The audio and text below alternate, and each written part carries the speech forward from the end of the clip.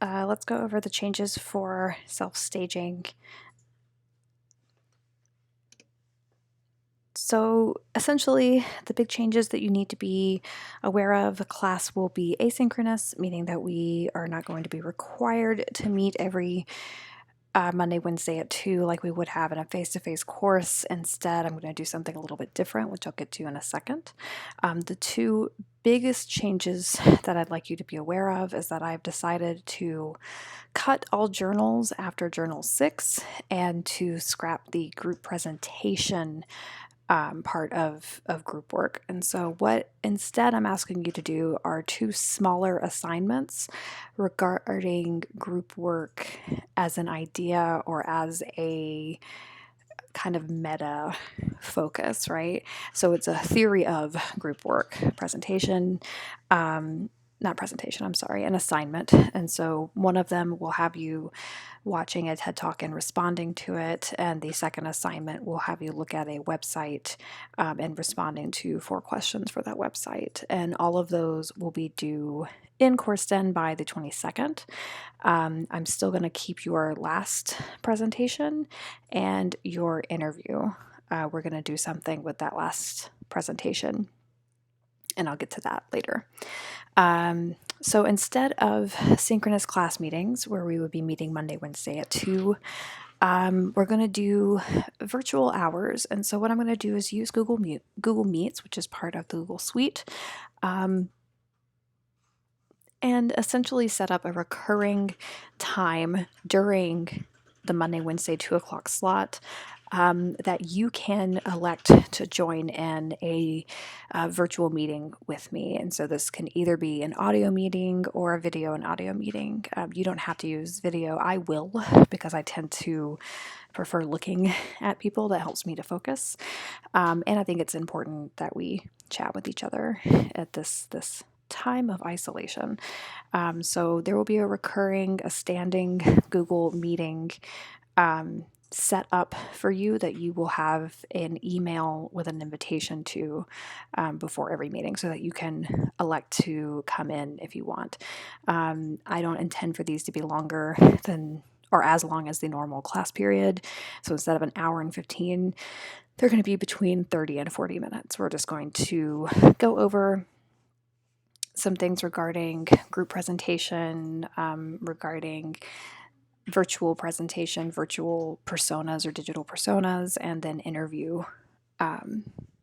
prep. So how do we interview, and how do we phone interview specifically? And those are just going to be standing sessions that I will be in. I recommend them. They are not required. All students are welcome to set up individual appointments with me outside of these times. We can use whatever format works best for you. And that can be Gmail, that can be a Hangout, that can be a video. Anything that works best for you works best for me, basically. In terms of attendance, as that is a portion of your grade, I would like to see or hear from you at least once, and that's going to count as your attendance for the rest of the course. So Google Meets is really simple to use. It's part of the Google Suite. It's under the Google Apps, the little 9 dots that you would see at the top right hand of your corner in your student Gmail account. I do recommend that you at least hop in for one session a week, as it will help you to develop your online and digital persona. And this is something that I think is going to benefit you in the long run, because you're getting firsthand experience using a technology that almost every person I know working in an office, at least, has to use regularly, right? So this is very common for us to do meets or to do video conferencing, even within the same company. Like, people down the hall from us will hop on to the same call. Very common. And I'm going to include this link to the support for Google Meet that just kind of walks you through it, which is, I think, very straightforward. Virtual meeting do's and don'ts just to keep in mind before we jump on to our first meeting on Monday. you should probably use headphones if possible. This helps cut down on background noise and helps to focus your voice into the mic. Speaking of the mic, let's make sure that we're muting it unless you are the one that is speaking. I will be moderating each session, so I have the option to mute you if you forget, or if I need to cut in and talk. Make sure that we're being courteous. Make sure that you have everything that you need in front of you so that you don't have to get up and leave and then come back. And there is a chat tool inside the meeting room, and that chat is visible for everyone. It is a public chat, so just keep that in mind. Don't do anything that you wouldn't do in a face-to-face class. So don't be on your phones. Don't be doing things that are clearly not the meeting itself. Make sure that you're dressed appropriately, that your surroundings are appropriate, because we can see you if you choose to use the video function. We can see you and your surroundings, and if you ever have to use a screen sharing option, we can also see the tabs that are on your browsers. So just keep that in mind. And these are things that I think are pretty common sense, but I thought I would go ahead and let you know ahead of time in case you've never done one of these. As for the interviews themselves, everybody is going to do a one-on-one interview with me.